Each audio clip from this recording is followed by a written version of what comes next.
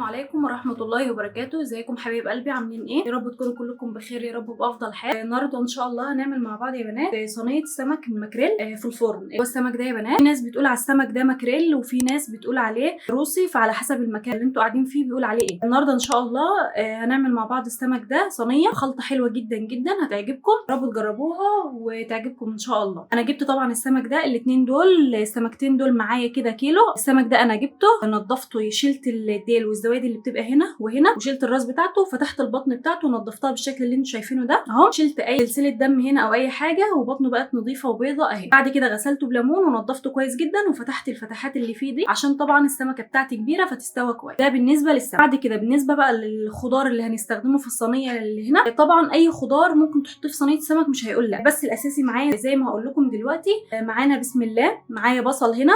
حط الكميه اللي انت عايزاها، يعني مثلا السمكتين دول كيلو، انا حطيت لهم 4 بصلات متوسطين قطعتهم بالشكل ده. معايا هنا برضو بطاطسيتين كده قطعتهم شرايح يكونوا وسط. ممكن تستغني عن البطاطس، ولكن انا بحب افردها كده في الصينيه من تحت بحيث ان السمك ما يلزقش، كمان بيبقى طعمها حلو جدا جدا جدا. لو مش بتحطيها جربي تحطيها واكتبي لي في الكومنتات هتبقى عامله ازاي. معايا هنا برضو بقيه الخضار هنا. معايا ليمونتين كده مقطعهم شرايح زي ما انتم شايفين كده. معايا هنا طماطميتين مقطعهم مكعبات. معايا قرنين فلفل اخضر كده قطعتهم برضو التقطيعه دي او اي تقطيعه عشوائيه، يعني مش شرط، يعني انا مقطعه هنا تقطيعه عشوائيه. ممكن تقطعهم شرايح، ممكن حتت صغيره، التقطيعه اللي تحبيها. معايا هنا 5 فصوص توم كبار، ممكن تفرميهم وممكن تحطهم صحيحين كده زي ما انت عايزه. معايا هنا بقدونس، عودين كده من البقدونس الاخضر قطعتهم، بيدوا برضو ريحه حلوه جدا. بالنسبه للبهارات معايا هنا ملح ومعايا كمون ومعايا فلفل اسود. ممكن برضو تزودي البهارات اللي انت عايزاها، ولكن دول الاساسي، الفلفل الاسود والكمون والملح. اول حاجه يا بنات هنجيب طبق كده او بوله نحط فيها الخضار بتاعنا. ننزل بالطماطم والفلفل والكزبره والليمون. التوم زي ما قلت لك، حابه تحطيه صحيح حطيه، حابه تفرميه افرميه. انا هحطه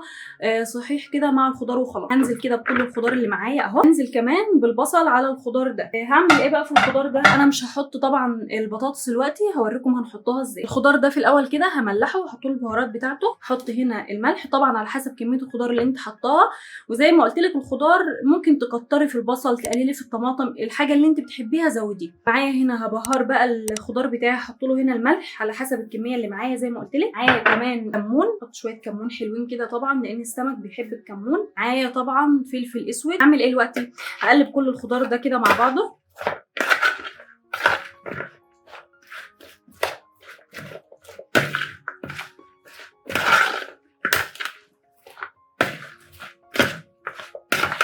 كده قلبنا كل الخضار مع بعضه اهو بالشكل ده. هحط معلقتين زيت كبار، واحط كمان معلقتين خل، واقلب كل الكلام ده في بعضه كده.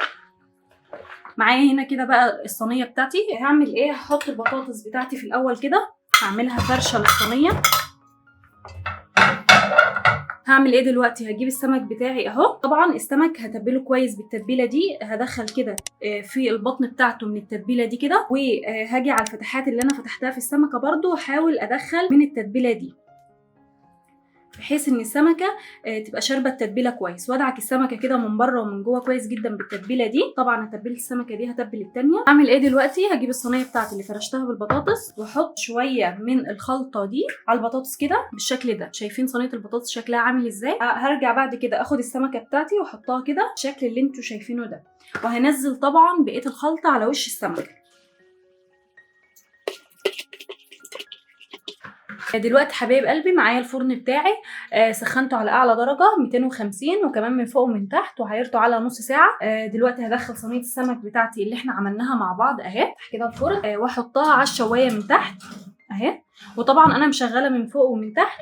لو الفرن بتاعك بيشتغل من تحت بس وبعدين شغلي من فوق، شغلي من تحت يستوي السمك معاكي، وبعدين افتحي عليه من فوق ياخد اللون الحلو بتاعه. اتمنى ان شاء الله ان الطريقه تعجبكم، واستنوني ان شاء الله لما يخلص ويطلع من الفرن هوريكم شكله عامل ازاي. حبايب قلبي بعد ما عدى على السمك بتاعنا ساعه، دلوقتي هخرجه من الفرن واوريكم شكله عامل ازاي.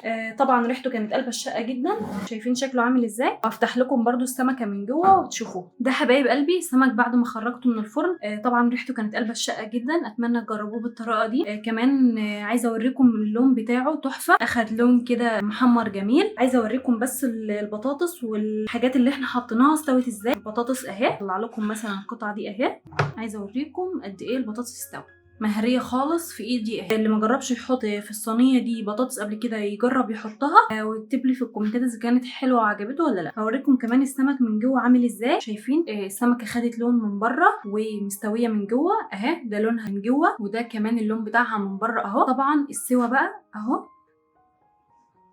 اظن واضح خالص معايا. السمكه بتتقطع بكل سهوله. اتمنى ان شاء الله تجربوا السمك الماكريل بالطريقه دي وتعجبكم. ان شفتوا الفيديو للاخر وعجبكم ما تنسونيش طبعا في الاشتراك في القناه واللايك علشان الفيديو يترفع واكتر كم من الناس يقدروا ان هم يشوفوه ويستفادوا طبعا بالوصفه دي. تفعيل كل من جرس التنبيهات عشان يوصلك كل جديد مني. والسلام عليكم ورحمه الله وبركاته.